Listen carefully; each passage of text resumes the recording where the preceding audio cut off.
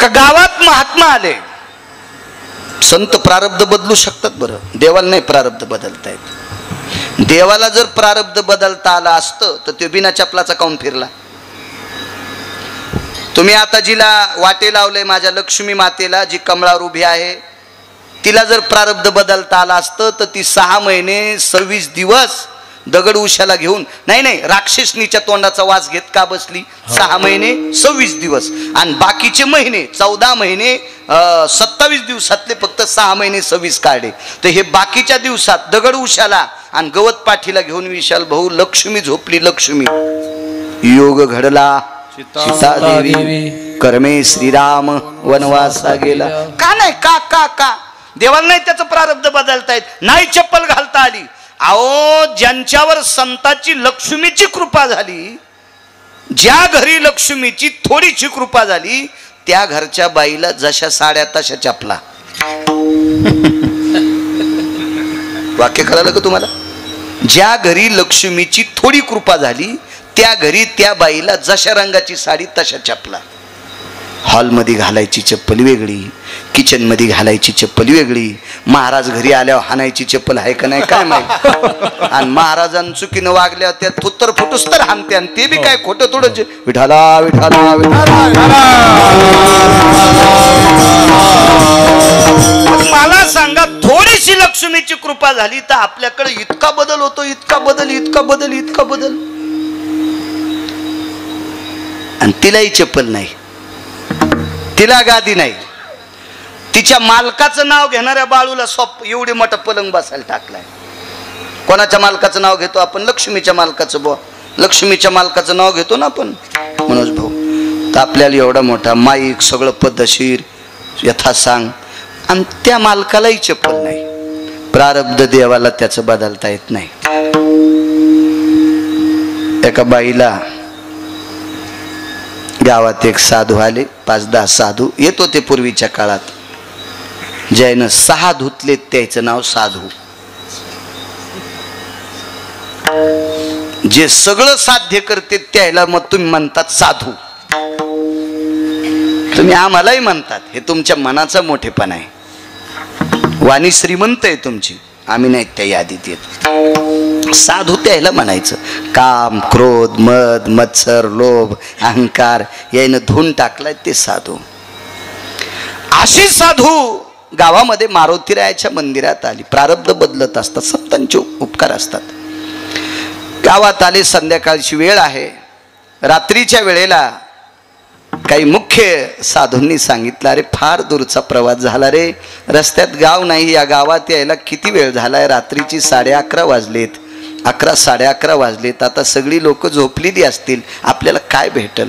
देवात आणि संतातला फरक सांगतोय. पण काही महाराजासोबत अशी काही माणसं येतं की त्यांच्यामुळं महाराज मोठा होतो.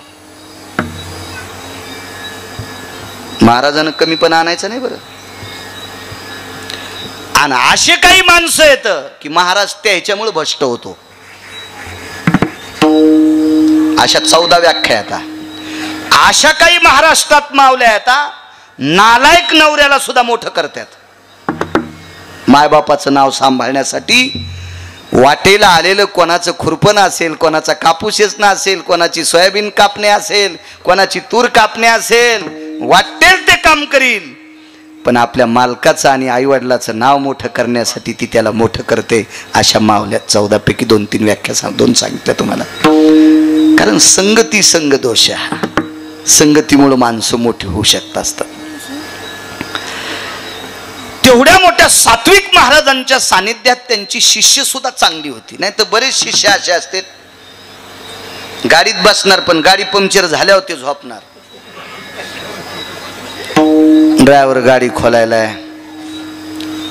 महाराज मोबाईलची बॅटरी लावायला.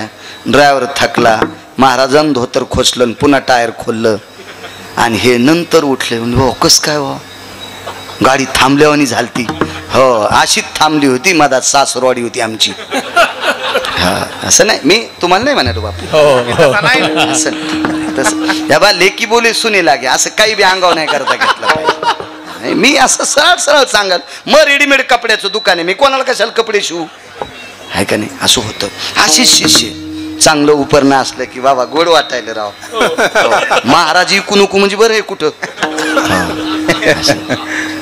असे त्या महाराजांचे शिष्य चांगले होते ना मनोज भाऊ, चांगले होते. ते म्हणले गुरुवर्य प्रसाद आणतो आम्ही. त्या गुरुवर्यांनी सांगितलं अरे वेडे आहेत का, लोक मारतील तुम्हाला, आपण संन्यासी माणसं आहेत, भगव्या कपड्यातले, आपण ब्रह्मचारी आहेत, आपल्याला काही नियम आहेत, मर्यादा आहेत आपल्याला. रात्री अपरात्री कोणाच्या चौकटीला हात कसा लावताय ना आपल्याला. पण ते म्हणले तुमच्या मर्यादेला तडा जाऊ देणार नाहीत असं वागतो. अधिकारी होते ते, काय सामान्य ब्रह्मचारी होते काय, साधू होते ते, मारुतीरायाच्या सानिध्यातले. आणि ते त्याच्यातले 2 शिष्य गेले आणि एक शिष्य चतुर होता, त्यानं आवाज दिला भिक्षाम देहि मा. बाय म्हणलं मा काय याला पोटात बरम्या नांदायला काय म्हणतील, काय मिळत नाही, काय काळ पडा गो याला, रातच्या 11:30ला भाकर मागायले. अशा बाय म्हणले. अख्ख्या गावाला चक्कर मारली भाऊ, अख्ख्या गावाला. दुसरा म्हणला अरे गुरुजी म्हणले होते भिक्षा भेटत नाही, शांत बस म्हणला, भिक्षा दिलीतच गुरुजीला तोंड दाखवीन, अन्यथा मी माझ्या मार्गाने निघून जाईन, एकदा माझ्यासोबत चल. आणि मग गेले तर आवाज दिला जो कोणी 1 भाकर देईल त्याला 1 पोरग होईल, 1 भाकर देईल त्याला 1 पोरगी होईल. नुसतं पोरगच कसं म्हणायचं, आणि साऱ्याला पोरं झाले, आपल्या पोरायला लक्ष्मी कुठून आणायच्या. गुरुवर्य रामदेव बाबाच्या संस्थेत पाठवायचे का पेस्ट इकायला, ब्रश शिकायला, आहे का नाही? आपल्या महाराज मंडळीतला दर्जेदार उद्योगातलं रत्न कोण असेल तर रामदेव बाबा. काय उद्योगातलं रत्न रामदेव बाबा.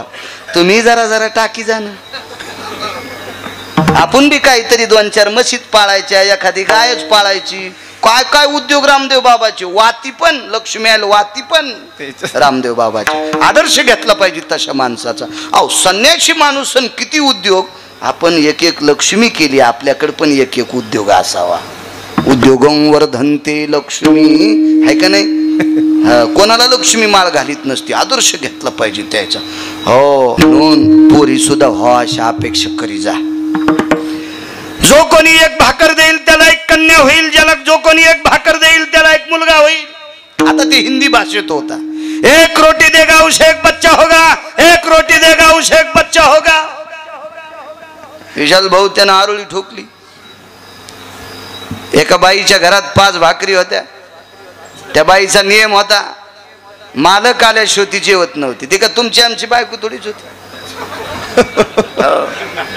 श्रावणात एका ठिकाणी तेरवीचं कीर्तन केलं आणि त्याची तेरवी ती असंच गांजा फुके होतं. पण पोराचा काळ सुधारला आणि बापाची तेरी ठुली, ते असंच गांजा फुकेन. ते फुकून दिल्यावर त्याच्या अंगातून देशीचा वास येत होता. आणि त्याच्या तेरवीला मग कीर्तन, तर म्हणलं आपण गडे आता घरीच जेवा. सोमवार होता, घरी सोडू. तर आमच्या घरचे म्हणले बाई तुम्ही आलात का? म्हणलं हो. तू सोमवार सोडा? हो. आणि मी येऊस तर काऊन नाही थांबली? भाज्या गार झाल्या असत्या. नाही तुमची लय खसखस पिकली. इतकी येडपट बायको नाही मी. तितकी येडी असती तर मी पण गुरुवर्य रामदेव बाबाच्या संस्थेत गेलो असतो ना. पण नाही, तुम्हाला राग येईल तुमच्या बायकायला म्हणून मी माझ्या बायकोवर घेतलंय. पण गळ्यात शपथ तुमच्या बायकायचं सांगायलो हे मात्र ध्यानात ठेवा. विठाला विठाला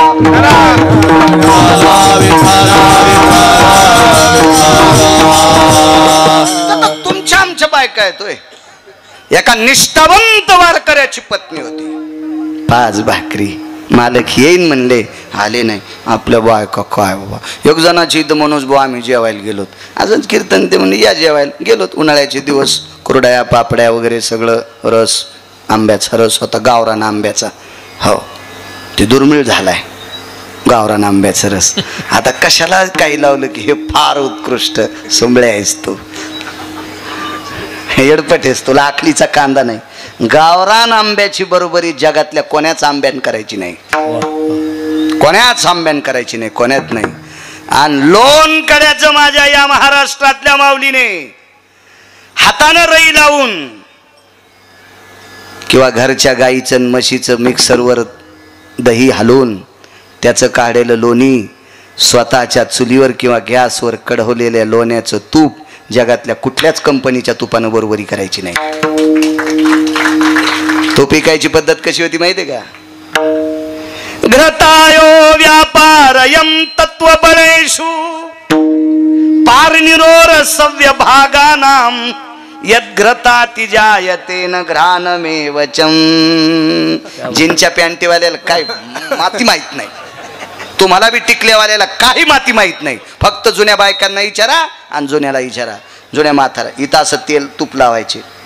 वा वा वा वा वा बापू, मी नाही लिहिलेलं, मला फक्त वाचायचं नाद आहे.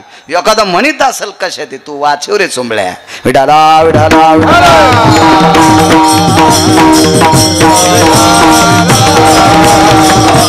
दर्जेदार दर्जेदार काय सांगत होतो.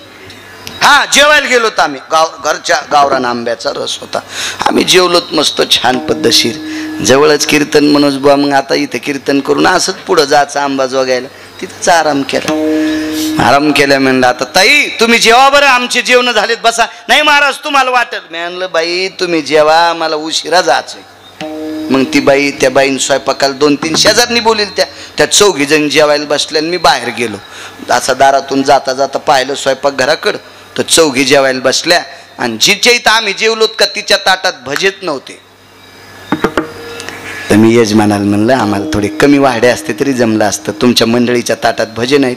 नाही म्हणले महाराज ती आता खात नाही. म्हणलं का? ती तळतानाच खाती.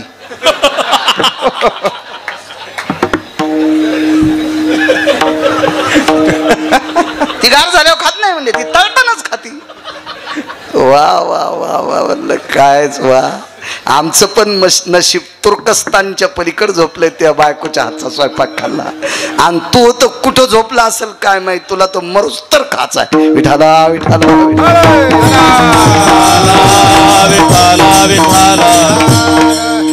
सात्विक बाई. खिडकीचं दार काढलं, पाहिलं. महाराज थांबा, महाराज थांबा. पदर सावरला. कपाळावर सुंदर अशी कुंकवाची चिरी होती. चिरी होती, चिरी होती. आज कसे कपाळ शोभिवंत दिसायले त्यांचे बघा ना. महालक्ष्मीच्या निमित्तानं का होत नाही, टिकल्यावर का पण एक बोट कुंकाचं लावलंय. असंच तुम्हाला वाटू द्या, गिरगावच्या बाळ्याची शपथ आहे. टिकली लावा, मी नाही म्हणणार तुम्हाला कुंकू लावा, टिकली लावा. पण रोज टिकली लावल्याच्या नंतर लाकडाच्या बगव्यामध्ये ठेवलेल्या कुंकवाचं बोट टिकलीवर लाई जा. देवतरुयाम यतुलसियत सर्वा पवित्रो भयजाया यत सर्वातिथिं कुंकुमार्जितं नैवं गांजाकसं लिखितं वेदाति मंत्रशक्ति भयव्याप्ति हो सर्वो ललाटं प्रपटले अर्जिवतं कुंकुमा सर्वस्थिता विलेपन सर्व सौभाग्य प्रदायिनी. हे कशासाठी? हे काय हे डोके गोळ्या संपलेल्या लोकांनी दिले काय? किती सुंदर कपाळ दिसते आज, किती सुंदर, किती सुंदर. त्या टिकली का लाविनत पण कुंकवामध्ये बोट बुडवायचं. समर्पितं देवतरुहा म्हणजे तुलसी. एक बोट तिकडं करायचं आणि दुसरं बोट बुडवून, किंवा आपल्या घरामध्ये आपल्या सासूबाई आपल्या आजीबाई सुवासिन जर गेल्या असतील तर त्यांचं नाव घेऊन बगव्यात बोट घालून आपल्या कपाळाला लावायचं. कारण मालकाच्या अगोदर जाणारी स्त्री चंद्र सूर्य येतोपर्यंत ती सौभाग्यवती असते. चंद्र सूर्य आहे तोपर्यंत. त्याचे खूप शास्त्रात दंडक आहे. सुंदरशी कपाळावर कुंकवाची चिरी होती. आवाज दिला. महाराज भाकरीचं टोपलं घेतलं.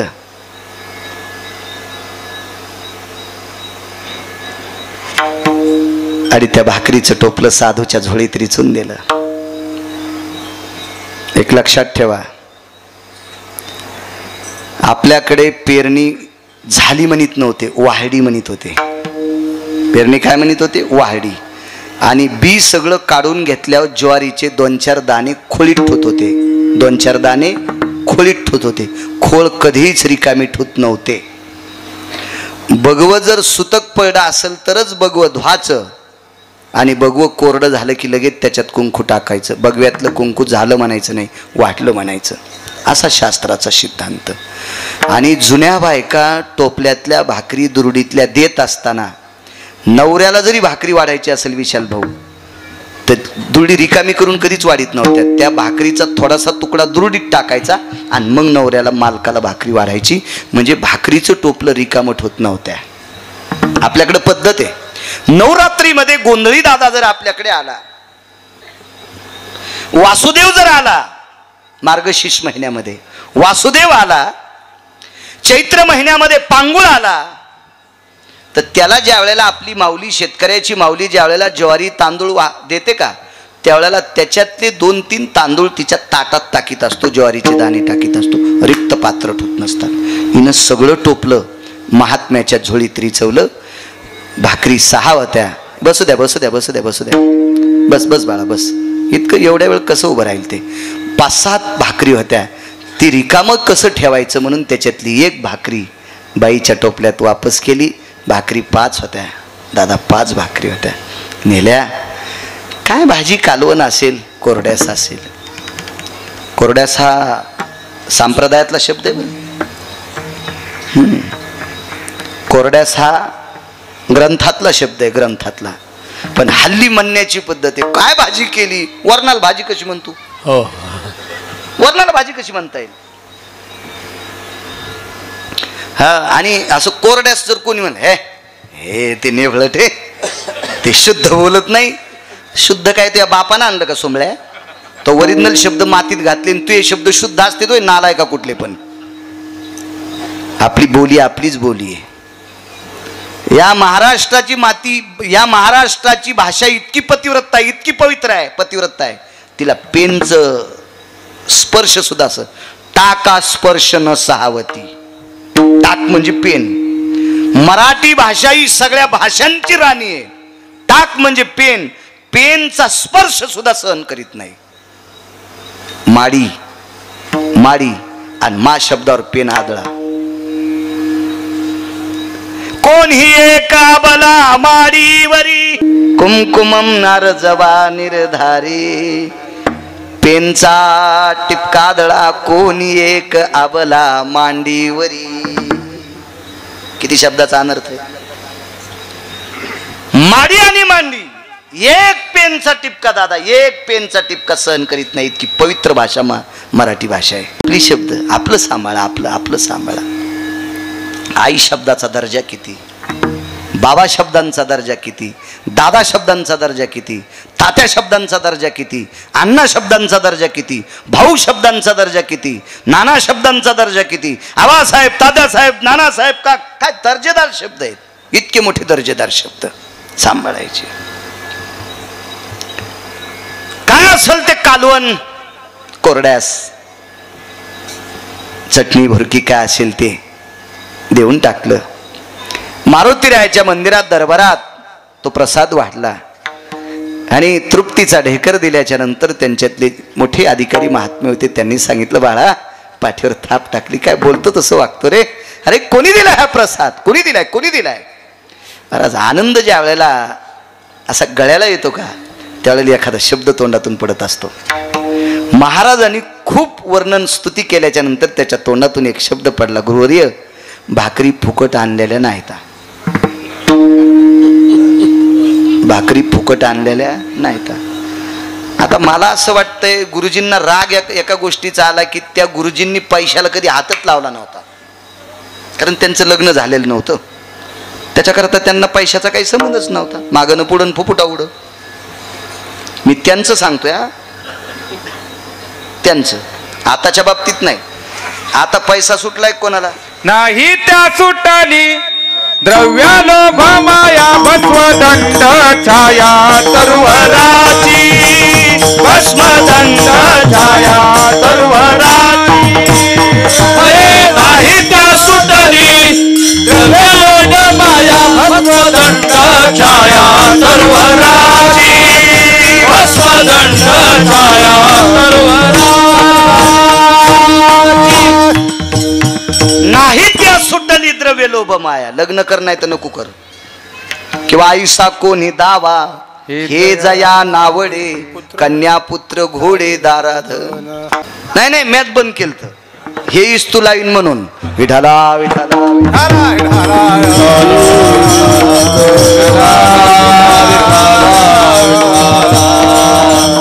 मला तितकं वगळायचं होतं हो, कारण हे तुमचे मोबाईल आहेत ना, हे चांगले तितके मोकार बी तितकेच येत. याच्यात तुम्ही अख्खं जग पहा, चांगलं सापडेल आणि आगाव बी तितकेच हो. हे मोबाईल लय चुगलेत, कोणतं बटन दाबल्यावर काही येतं, कोणतं दाबल्यावर काही बाहेर जातं, भाडा भाडा भाडा भाडा भाडा भाडा. अवकाळी पाऊस पडल्यावर कसे नदीला पूर येते तसा याच्यात पण पूर येतो. आपला पतिव्रता मोबाईल आहे, याच्यात काही येत नाही, याच्यातलं जात नाही. घ्याल पैसे नाहीत असं नाही बरं, सोन्याचं घेईन या. मला एक वाटतंय, नवरा जर व्यवस्थित किराणा आणीत असेल, सणावाराला पत्नीची सगळी प्रतिष्ठा सांभाळीत असेल, तर माहेरात गेल्यावर तिने आईला म्हणायचं, आई माझा नवरा मला देवासारखा भेटलाय, असं म्हणावं का नाही पोरीनं. इतका नवरा चांगला असल्या भीती म्हणती, बाई मेल्याच्या संसारात इतकुस सुख नाही, तुझ्या अंगावर झोपीत भिताड पडन, झोपीत झोपीत तुला घरा सगळं ठोकून द्यावं लागन चांडाळणी. मग नवरा जर सद्गुणी असेल, रे ऋषी पोरं सोय करायला होते मग अशी बैठकीत खूप तरुण मंडळी, तर आदरान बोला. जगाचा पाप आपल्याला 2 टायमाची सोय जर चांगली करीत असेल तर त्याच्या विरोधात काऊन बोलायचं. काय कमी केलं त्या पंढरीतल्या मालकानं, घे. पण भानगड अशी झाली, आता 90 वर्ष लुगडं घातलं, डोकं भरून पदर घेतला, कुंकू लावला, आता म्हातारपणी कशाला गाऊन घालू. आता राहिलंच किती आयुष्य गिरगावच्या बाळूचं, आता याच्यावर मरायचंय. विठ्ठला विठ्ठला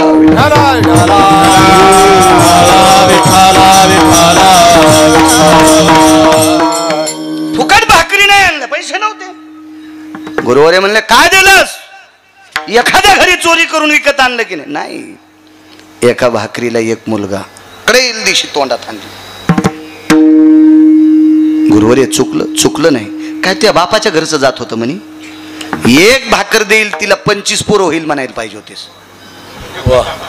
हा काय तो बँकेतला अकाउंट जोड लागलं का, त्याच्या कशाचे अकाउंट आले त्याला. ते बायता पाणी फिरता साधू, जिथं मुक्काम करतील ते त्यांचं गाव. निघाले पुढं, करतल भिक्षा मागणारी लोक होती ती. ठीक आहे म्हणले. कालांतरानं त्या गावात देवर्षी नारद आले. प्रारब्ध बदलायची ताकद संता, त्याच्यावर बोलतोय. देवर्षी नारद आले, लेकर खेळत होते. नारदाने विचारलं, आई साहेब कोणाची आहेत. माहेत नारदा, माझे आहेत.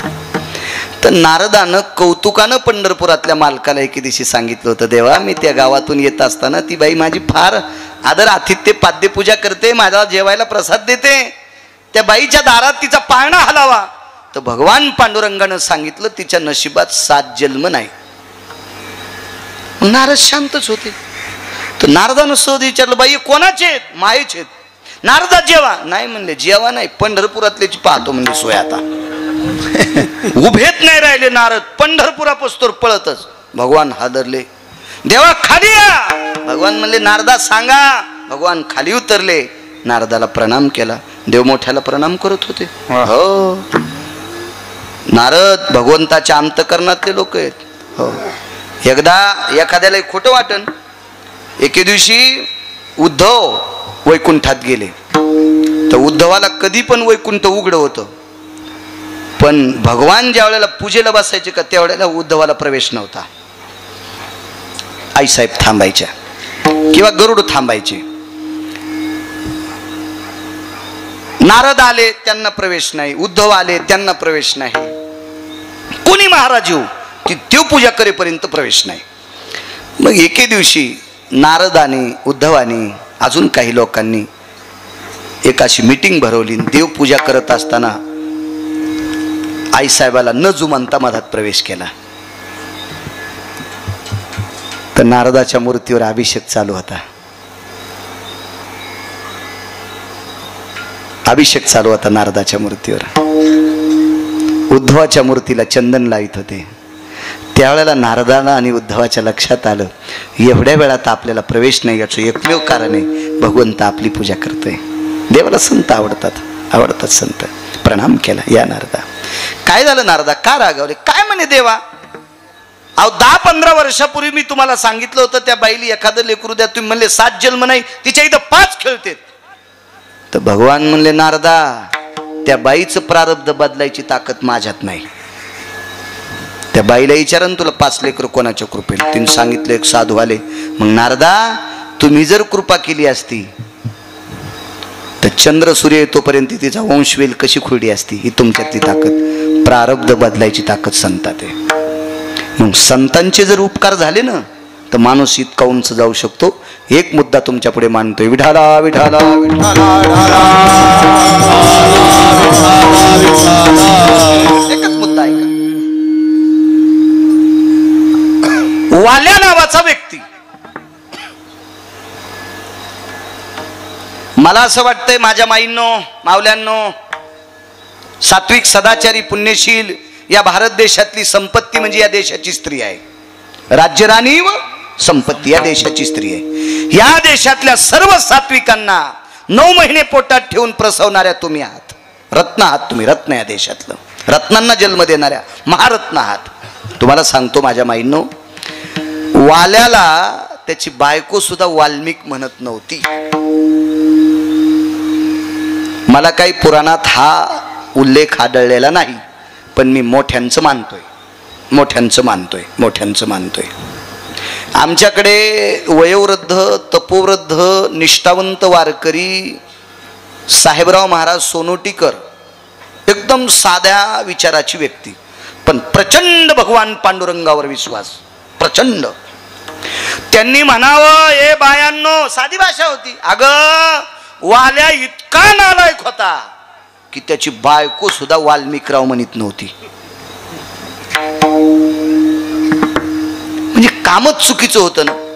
मग त्या वाल्याचे वाल्मिक झाले, वाल्मिकाचे वाल्मिक ऋषी झाले, आणि वाल्मिक ऋषीचे महर्षी वाल्मिक झाले. उपकार कोणाचे? नारदाचे. मी बऱ्याच वेळेस सांगितले हे कोणाचे उपकार आहेत वाल्मिकावर? नारदांचे. मृदंगाचार्य महाराज नारदांचे उपकार आहेत. नारदाची भेट झाली किंवा नारदांचं दर्शन झालं, सगळी पाप संपली. आलिंगन संताची या दिव्य झाली माझे काया, मस्तक हे पायावरी त्यांच्या ठेविता, मस्तक हे पायावरी त्यांच्या ठेविता. हे आलिंगने संताची दिव्य झाली माझी काया, मस्तक हे पायावरी त्यांच्या ठेविता, मस्तक हे पायावरी त्यांच्या ठेविता. आलिंगणे संताची या. साधूला आलिंगन दिले एवढी आपली ताकद नाही. मस्तक हे पाया, त्यांच्या पायावर आपलं डोकं ठेवा इतकं पवित्र नाही. पण संत जर रस्त्यानं जात असतील आणि वारं सुटलं, त्यांच्या पायाची धूळ जर अंगावर आली तर वासनेचे बीज. पण वाल्या किती नशीबवान, नारदाचे पाय सापडल्याबरोबर पायावर डोकं ठेवलं दादा, आणि नारदाने उचलल्याबरोबर वाल्याला आलिंगन दिलं. सगळी कायाच दिव्य झाली, शरीर दिव्य झालं, दिव्य शरीर झालं, दिव्य. महर्षी वाल्मिक, नुसते महर्षी नाही, या जगातले आद्य कवी कोण आहेत? कवी वाल्मिका सारिखा मान्य ऐसा. काय सांगू आता संतांचे उपकारा, काय सांगू, किती उपकार आहेत संतांचे. कवी वाल्मिका सारिखा मान्य ऐसा. आद्य कवी आहेत वाल्मिक ऋषी, फार मोठे कवी, प्रचंड विद्वान. काय कवी, कवित्व. रामायण ग्रंथ लिहिला, रामायण ग्रंथ लिहिला. आणि काय प्रभूचं चरित्र, काय मर्यादा पुरुषोत्तम प्रभू रामचंद्राचं चरित्र, किती चरित्र, किती चरित्र, किती चरित्र. वाह वाह वाह वाह वाह. हा ग्रंथ किती गोड आहे, का याच्यातला भाव किती श्रेष्ठ आहे, हे तपासण्यासाठी विश्वातल्या 1 नंबरच्या संन्याशाकडे दिले विशाल भाऊ. त्या संन्याशाचं नाव आहे मारुतीराय. आपल्याकडे सुद्धा एखादं पुस्तक जर छापलं ना तर त्याच्यावर आशीर्वाद म्हणून असते मोठ्या लोकांचे, मोठ्या लोकांचे. आता उदाहरणार्थ मी जर पुस्तक एखादं पारमार्थिक क्षेत्रातलं छापलं तर मी एखाद्या वेळेस आदरणीय गुरुवर्य तात्यांना म्हणावं, बंडा तात्यांना, तात्या बघा बरं हे बरं आहे का.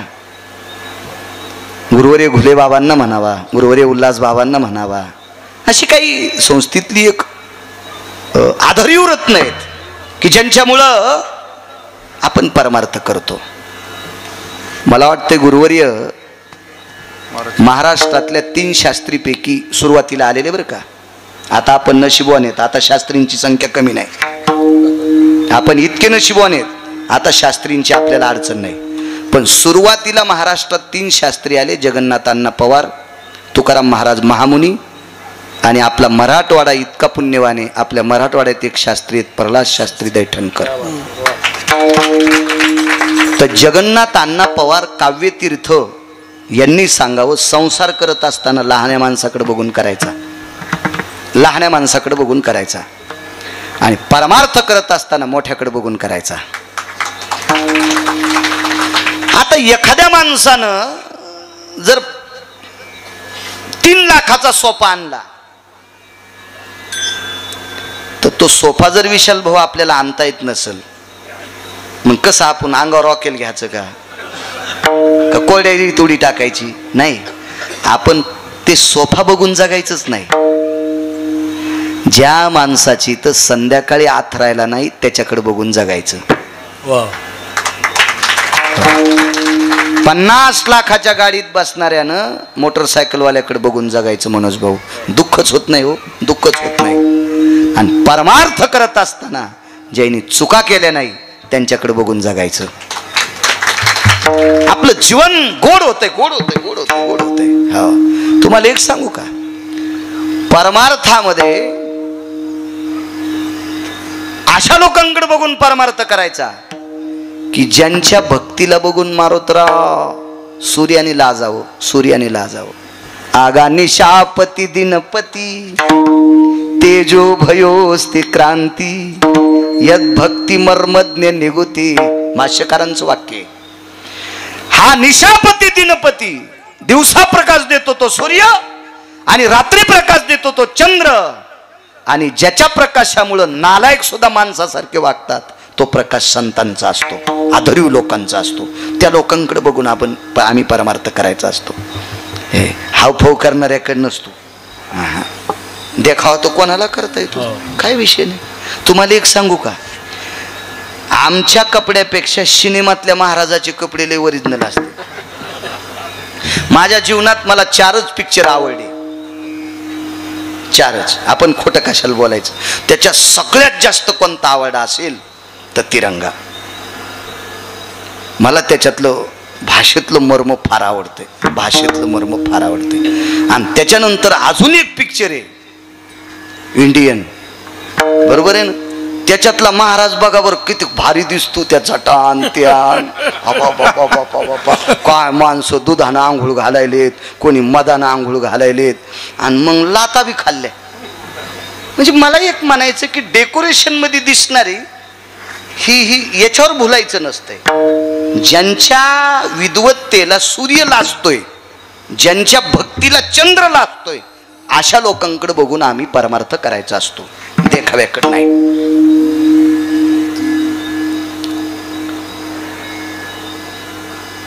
मोठ्यांकडे तपासायला दिला. महर्षींना माहित होतं, महर्षी वाल्मिकांना, आपण केलेल्या ग्रंथाला जर मान्यता मारुतीरायाची आली तर चंद्र सूर्य येतोपर्यंत आपल्या ग्रंथाला कोणी नाव ठेवायची ताकद कोणाची हिंमत नाही. आणि मारुतीरायाकडे तो ग्रंथ देऊन टाकला, प्रणाम केला मारुतीराय. हा महाराज, नारदांचे वाल्मिकावर उपकार किती आहेत हे सांगण्यासाठी माझ्याकडे वाणी नाही, पण नारदापेक्षा किती पटीचे उपकार मारुतीरायाचे वाल्मिकावर आहेत हे सांगण्यासाठी ब्रह्मदेवाकडे बी शब्द नाही. नारदाचे उपकार वाल्मिकावर, वाल्याचे वाल्मिक ऋषी केले, महर्षी केले, हे मान्य करील. वाटपाड्या वाल्या हा साधू केले, हे मान्य करील. पण साधुत्वाला सिद्ध तत्वात वाणीत आणण्याची ताकद मला असं वाटते नारदांकडे सुद्धा अपुरी असावी, नारदांकडे सुद्धा अपुरी असावी. कारण 3.5 मिनिटाकरता नारदाचा पाय घसरलेला होता, 3.5 मिनिटाकरता नारदाचा पाय घसरलेला होता.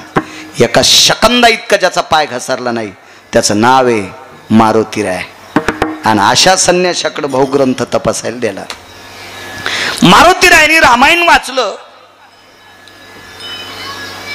आम्ही एका मोठ्या साधूचा पुरावा पाहिला होता. मी मोठ्या लोकांची वाक्य ग्राह्य धरतो, मोठ्या लोकांची वाक्य ग्राह्य धरतो. एखाद्या वेळेस माझ्या मुलानं जरी कुठं कीर्तन ऐकलं असेल, तो 6वीला आहे, त्यानं एखादं वाक्य सांगितलं तर मी ते खोटं मानणार नाही, पण वाचिल्याशिवाय खरं मानणार नाही. मी परमार्थातलं गाढव आहे. एखाद्या वेळेस काटेवाड घोड्याच्या सुद्धा चुकीच्या जाग्यावर जर गोमाशी बसली तर घोड्याला हाणताच येत नाही. त्यानं किती शेपूट आणू द्या माणिक भाऊ, किती आणू द्या, ती गोमाशी उठतच नाही. पण गाढव जिथं गोमाशी बसन तिथलं कातड घासीत, पण गोमाशी मारतच. तसं मी गाढव का असं पण परमार्थातलं विठाला विठाला पुरावा हा अधरीव लोकांचा सांगायचा, अन्यथा पाहुनी ग्रंथ करावे कीर्तन. एक तर पाहून वाचून सांगेल, अन्यथा टोकाला गेलेल्या देवमान्य लोकांचं वाक्य पुढे गेले त्याचा शोधित महाराज, पुढे गेले त्याचा शोधित महाराज, पुढे गेले त्याचा शोधित महाराज, पुढे गेले त्याचा शोधित महाराज, पुढे गेले त्याचा शोधित महाराज, पुढे गेले त्याचा शोधित मार्ग, पुढे गेले त्याचा शोधित मार्ग, पुढे गेले त्याचा शोधित मार्ग. चला जाऊ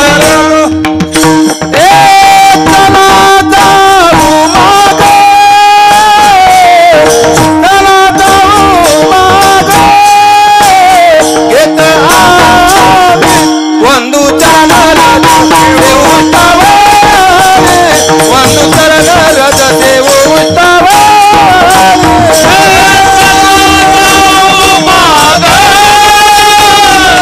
चला जाऊ मागे, घेत आम्ही वंदू चरणरज देव उठावे, वंदू चरणरज देव उठावे. वा वा वा वा महाराज, गोड पुरावा. ते बऱ्याच वेळेस असं एखादा पुरावा माझ्या कीर्तनात देत असतात. आगाव महाराज, त्याच्यामुळे मी त्यांना मामा म्हणलं मगाशी. तुकाराम महाराज आगाव. नाही, आडनाव जरी आगाव असेल तरी ते आगाव नाहीत ना ते. परमानातला बादशाह माणूस. वा. आणि माणिक भाऊ उत्तरेश्वर बापूंना मी एखादी गोष्ट पाहिले ना, मी जरी सांगितलं असेल तर मी त्यांना म्हणत असतो, तुम्ही घरी जाऊन पाहत जा. गिरगावचा बाळू सांगतोय म्हणून तुम्ही भागवतात सांगू नका, किंवा मी सांगतो म्हणून ते बी चांगले भागवतकार आहेत, चांगले कीर्त. कालांतरानं त्याचेच भागवत ऐकायला मला बस जायचं आता. छान भागवत सांगते ते, पण तुम्ही माझं ऐकून सरळ सांगायचं नाही, आधी घरी जाऊन पाहायचं. हो, घरी जाऊन पाहायचं. मी पण मोठ्यांचे फार असे चांगली चांगली मुद्दे ऐकत असतो. एखाद्या महात्म्यांची कोणी सांगितलं बैठकीत वगैरे ऐकायचं आणि त्याच्यावर आपण डोकं लावायचं. चला, मारुतीरायाकडे ग्रंथ दिला. ते एखादं पुस्तक मगाशी मी जसं सांगितलं तसं, तात्या आमच्या पुस्तकाला तुमचे आशीर्वाद असावे, बाबा आमच्या पुस्तकाला तुमचे आशीर्वाद असावे, गुरुवर्य आमच्या पुस्तकाला तुमचे आशीर्वाद असावे.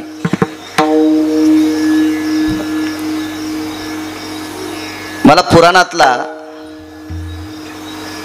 असा मधला गोडवा 2 लोकांचा आवडायचा. एक मी ज्यांना पाहिलं नाही ते माधव महाराज मगर सुरजखेडकर, आणि ज्यांची किमान 20 ते 25 फक्त पंढरपूरला प्रवचन ऐकले आणि कीर्तन 2च ऐकली, असे धर्मभास्कर वक्ते बाबा. विशाल भाऊ मला या लोकांचं फार असं चुनाट आतलं आवडायचं, आतलं आतलं. काही कोण्या बाईला करता येईल, कोणाला करता येईल, पण करडीचा भात एकाही टिकल्या लावणाऱ्या पोरीला करता येणार नाही, इतकं मात्र सांगेल. जे करड भात म्हणतो का आपण, एकाही माझ्या एकाही बहिणीला, माझं वय जरा थोडंसं पुढे गेलंय, एखादी कमी वयाची असेल तर माझ्या एकाही मुलीला करड भात करता येणार नाही. तो फक्त जुन्या बायकांनाच, फार एखाद्या म्हातारीला कळाला असेल करड भात कशाला म्हणतात. हो, आणि केलाच एखादीनं तर तिनं केलेला खाल्ल्यावर तांब्या ठेवायचं कामच पडणार नाही. आता आठवण तांब्या जाऊन येणं हौदात भरणं, जाऊन येणं हौदात भरणं. म्हणजे असा एक काही ठराविक लोकांचा असा एक त्यांची पकड असती ती एक आगळं वेगळं. ह्या लोकांचं जुनाट. मी एका व्यक्तीच्या मुखारविंदातून 40 मिनिटं रावण ऐकला. 40 मिनिटं रावण 40 मिनिटं. मी सांगत असेल, रावणानं सीताई साहेबाकडं वक्रदृष्टीनं पाहिलं, रावणाने भावाला लात मारली, रावणाला असं कळत नव्हतं, पण हुशार व्यक्तीच्या मुखारविंदातून ऐकलं. रावणाचा संस्कृतवर इतका पगडा होता, इतका अस्खलित पगडा होता की ज्याच्या संस्कृत विद्वत्तेला भगवान वैद्यनाथ सुद्धा बोलले. विशाल भाऊ वैद्यनाथ सुद्धा बोलले. भगवान शिवशंकर बोलले. भगवान शिवशंकर बोलले. प्रचंड विद्वत्ता होती रावणाकडे. अशा 6 गोष्टी ऐकल्या त्याच्याकडच्या. हे मोठ्या लोकांकडे ऐकायला भेटतं. आपल्याला एकच ते मूर्ख आहे, त्यांनी सीता रामून ठेवली. आपण इतकंच बघतो. त्याच्यातलं आतलं पान हे काही ठराविक लोकांकडे तुकाराम मामा मिळणार. ठराविक लोक ज्यांनी आयुष्य परमार्थात घातलं का त्या लोकांना पहा, त्यांच्याकडे भेटणार. मी दुर्योधनाच्या बाबतीतला एक मुद्दा मी पाहलं नाही. वारकरी संप्रदायातले आधारवड श्री गुरु बंकट स्वामी महाराज यांनी दुर्योधनाच्या बाबतीतला एक मुद्दा सांगितला होता की दुर्योधन 3.5 वज्रापैकी एक वज्र आहे. 3.5 वज्रापैकी एक अर्धवज्र कोण असेल तो दुर्योधन आहे. आणि मोठ्यांचं ऐकल्याच्या नंतर असा वेगळा गारवा असतो ना महाराज, वेगळा गारवा असतो. या बा ऊन इतकं तापावा, धनाला पाणी पाहिजे असावा, आणि थोडेफार थेंब पडले की धन हुरपाळून जातं. त्याच्यापेक्षा नाही पडलेले बरे. मग ओतप्रोत पाऊस झाला की ते धन असं लसलशीच होतंय, आणि थोडेफार पडे थेंब आणना ते धन करपून जातं. म्हणजे विद्वानाचं ऐकल्याच्या नंतर आपली बुद्धी लसलशीत होती, आणि भंगिऱ्याचं ऐकलं आपल्याला वाटतं दही खाऊ, भाता का लिंबू पिळू. अरे दही नसल्यावर लिंबू पिळीत असते सोंबळ्या. ताजं दही असल्यावर बी तू दही पिळलं लिंबू पिळलं, तुला माणूस म्हणाव का कुत्र रे? तू नालायक आहे. राम लक्ष्मण हे दोघे बंधू जेवायला बसले, दही भात लिंबू तुझ्या तोंडात रुमणं ठोकायला पाहिजे. नाही गेलं तर हातोड्यानं हाणायचं, निकून काढायचं. विठाला परमार्थात चुकीचं बोलणारी माणसं ही त्याच्या घरासाठी घातक नसतात, ती गावासाठी घातक नसतात, ती तालुक्यासाठी घातक नसतात, ती अख्ख्या सनातन संस्कृतीसाठी घातक असतात. मोटरसायकलचा ड्रायव्हर 2 लोकांसाठी किंवा 3 लोकांसाठी घातक असेल, जीपचा ड्रायव्हर भाऊ 10 लोकांसाठी घातक असेल किंवा 12-13 लोकांसाठी घातक असेल, एसटीचा ड्रायव्हर 55 ते 60 लोकांसाठी घातक असेल, रेल्वेचा ड्रायव्हर 1000 लोकांसाठी घातक असेल, वक्ता अब्जावधी लोकांसाठी घातक असतो. कारण आमच्यावर विश्वास असतो, लोकांचा विश्वास असतो. मगाशी बायकांना महालक्ष्मीच्या बाबतीत सांगितलं, अनुराधा नक्षत्र तुमच्या परिसरातल्या भूदेवाला ग्राम जोशीला विचारायचं, अनुराधा नक्षत्राचा पर्वकाळ कधी आहे. त्या पर्वकाळावर लक्ष्म्याचा डब्बा उघडून लक्ष्म्या एका ताटात राशी ठेवायची, आणि त्या राशीत लक्ष्मी ठेवून तिला हळीत कुंकू लावणे म्हणजे तिला आमंत्रित करणे ही पद्धत आहे. दिवा लावून असं विचारून लक्ष्म्या आमंत्रित करायच्या. आणि वाटे लावायची पद्धत आपल्याकडे मगाशीच मला एक जण म्हणला, आता उतरायच्या कधी. आम्ही ज्यांच्याकडे बसलो त्यांना सांगितलं पर्वकाळ आधीच होता, उतरायचं काय ताण नाही, तुम्ही उतरल्या त्याबद्दल काय दुःख नाही, पर्वकाळावर उतरायच्या कधी. तर आपलं कसं असतंय, आमक्याची बाई पाहून जाईन तो उतरायच्या. वैकुंठात लक्ष्मी झोपली तरी फलाण्याची बायको पाहायलाच आली नाही, आणि तरी तू ही लक्ष्मी उभीच. तिला हाडाच्या डॉक्टरकडे न्यावं लागन मनके नीट करायला त्या लक्ष्मीला. याच्यावर नसतंय. शास्त्र म्हणेल ते सांडावे, ते राज्य ही तृण मानावे. आपल्या संप्रदायाचा नियम आहे महादेव भाऊ. कोणाचं नसतं ऐकायचं, पुराणाचं ऐकायचं असते. चला ग्रंथ तपासायला द्याला इथपर्यंत आलो ना. मारुती रे काय सांगू आता, संताची उपकारा एवढ्या समाधान माना. बा तुम्ही म्हणताल पाळी लय मोठी एक जणांनी घेतली, त्यानं लय मोठी घेतली पण फटे पाळले. त्यानं लय घेतली पण बेटी नाही काढ्या. मग पाळी 2च पाटे होईल पण मी शेल्याहून माती काढली. इतकं मात्र कौतुक करा ना, हाय का नाही. शेणावून माती पाडी असं कधी कधी आऊ सांगणाऱ्याचं भाई का नाही. एक जण म्हणला बाबा आमचा काय गडी आहे बाबा, दूध वायात जाऊ देत नव्हता. हा म्हशीचं दूध काढताना बकिटातलं दूध सडायला लाईत नव्हता. म्हणजे इतका गडी मालकाच्या हिताचा होता, दूध लाईत नव्हता म्हशीच्या स्तनाला, तोंडातलं पाणी लाईत होता. पण म्हशीला 2-2 दिवस पाणी पाजित नव्हता. काय करायचा देऊ मोकाऱ्या गडी तसा. मला माफ करा, तुम्ही म्हणताल एकाच याच्यावर कसं काय, मला तितकंच येते असं बी समजा. आमच्या हौदात तितकंच पाणी असेल समजा. नाही रिकामा होऊ देणार हौद. हा हा, ज्या दिवशी हौद रिकामा होईल त्या दिवशी पंढरपुरातल्या मालकानं भरपूर जमीन दिली, तीच खुरपीत राहायचं. विठाला विठाला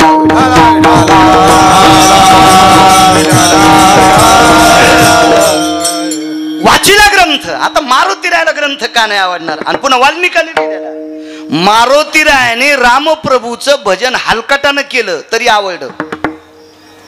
मारुती रायाला भजन रामप्रभूचं मनोज दादा हलकटानं केलं, हलकटानं. काल नेहमी कसा होता बापू, काल नेहमी खरा महाराज होता का. ग्रंथ चालू होता मग मी वय ऐकत होतो. छान माणसं होते, वाचणारही छान, सांगणारही छान होते. चांगली परंपरा आहे तुमच्याकडे. त्यांनी लगेच कीर्तन सुरू व्हायचं म्हणून त्यांनी आटपून घेतलं, लगेच आरती. छान 1-2 ओळी ऐकल्या मी त्या, छान. कधी कधी ओळ्या अशा गोड नाहीच अर्थ कळाला ना, तर ओळी अशी चांगली वाचली ना मग अर्थ कळत असतो. आपल्या संस्कृती, आपल्या अभंगाला सुद्धा स्वराचं भान आहे बरं का. हो, कुठल्या अभंगाला कुठला स्वर असावा, त्याला कसं काय असावा, त्याला कोण्या रागात म्हणावा. पण काही काय रागातच म्हणतात. कसा मला टाकून घ्यायला राम, तुला रावण हाणणारे जरस थांब. आगावच पण असं असतं का कुठं, एक मर्यादा असते. संत शिरोमणी निळोबारायांचं एक प्रमाण आहे. निळा म्हणे नवरस देख जानती विरळा गायक दे. ज्याला गायनातल्या नवरसाचं सूत्र कळतंय तो वारकरी संप्रदायातला भजने आहे. आणि ज्याला काहीच कळत नाही त्याला आईच्या बाबतीत जर बोलायचं असेल तर वेगळं सांगावं, बापाच्या बाबतीत जर वेगळं असेल तर ते सांगावं, माय बापाच्या बाबतीत बोलायचं असेल तर सकळ तीर्थाचे धुरे जे का जाण माता पितरे, अशा काही गोष्टी सांगाय. पुराण त्याच्यासाठी आहे ना, लिहिलेलं आहे ना. आयुष्य कमी पडेल सोंबल्या इतकं पुराण आहे. ते सांग, ते सांग, मधला गर्दा सांगू नको. तू ह्या पदरात नुसते दगड आणि यायच्या डोक्यावर डोंगर टाकून चालला आणि पैसे घेऊन जातो. विढाला विढाला विढाला.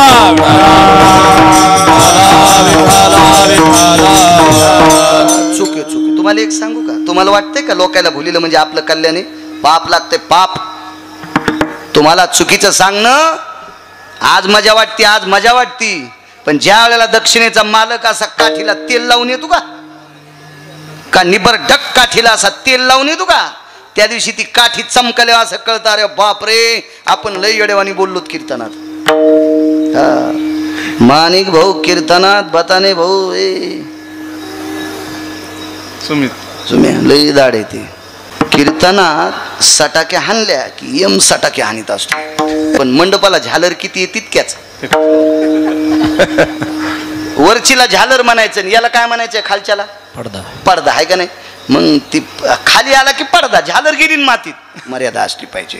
चला हेवा, मिठाशिवाय एकही पदार्थ चविष्ट नाही, पण मीठ जास्त घातल्यावर बी खावा वाटत नाही. हो असं आहे ना विशाल भाऊ, त्याला मर्यादा आहे ना, मर्यादा सांगितली. हेवा लोणचं उन्हाळ्यात दिलं की चव येते, आणि तेच लोणचं जर वरणा इतकं वाढ भाऊत हात धुणं रुमाल संगत ठेवणं सर्दी होईन का नाही.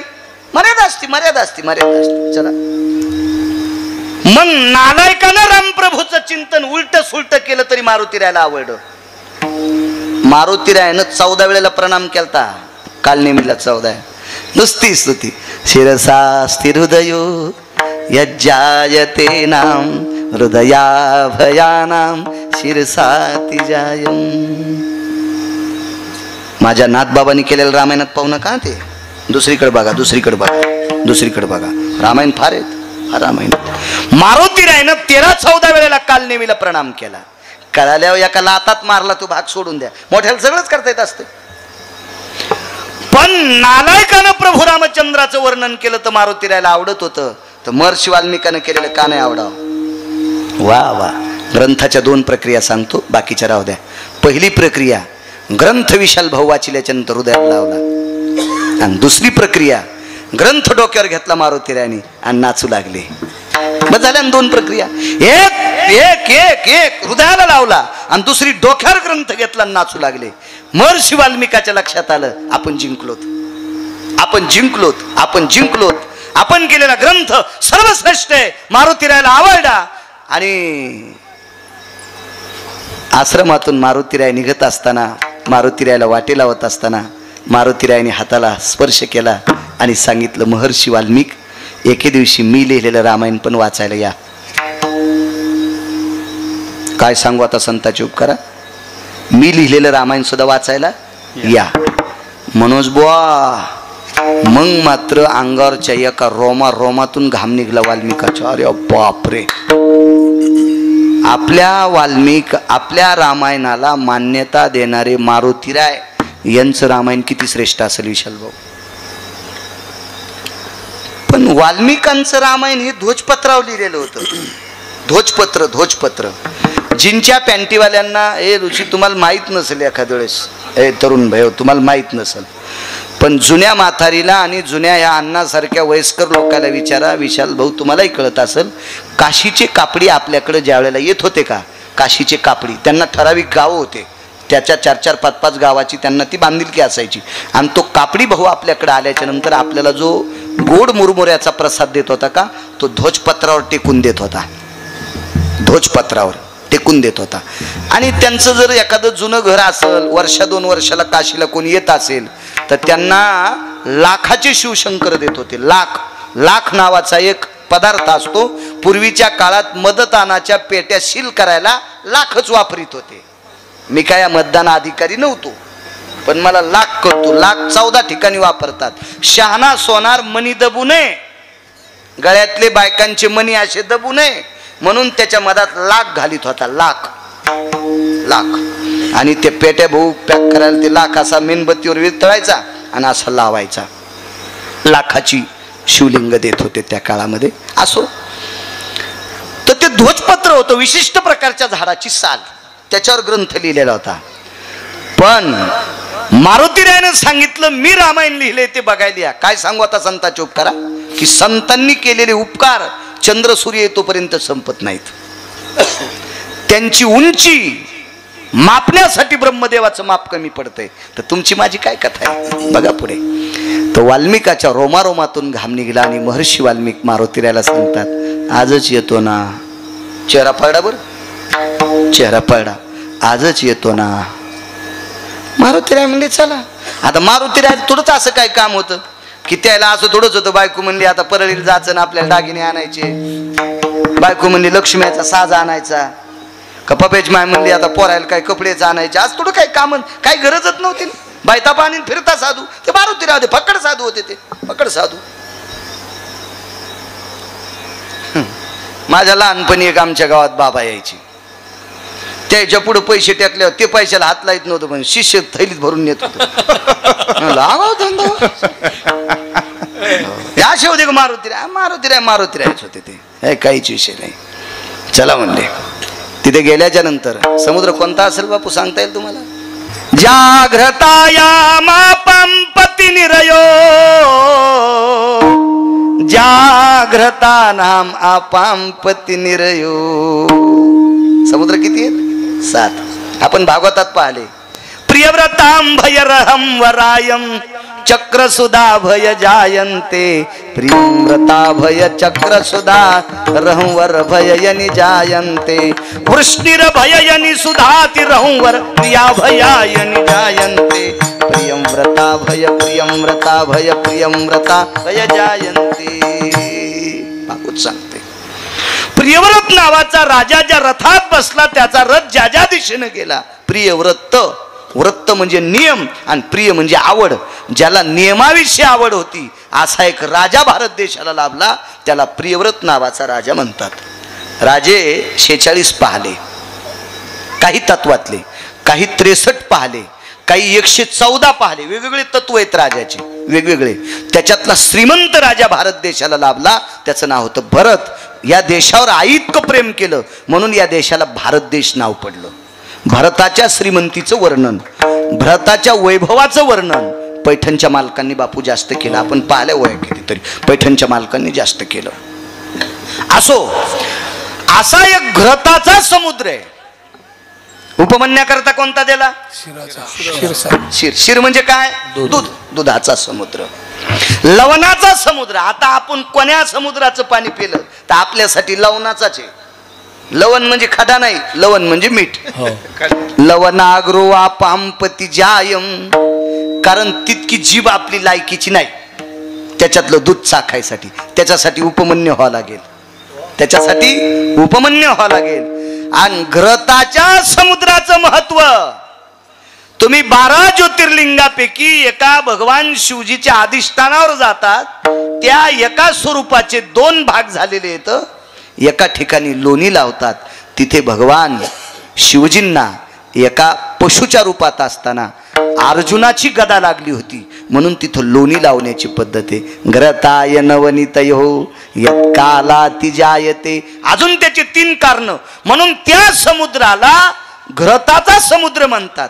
आता ते कोण्या भागात आहे तुम्ही घरी गेल्यावर पहा ना. मी कुठं थोडं घेतलं, मा टाइम तर संपला.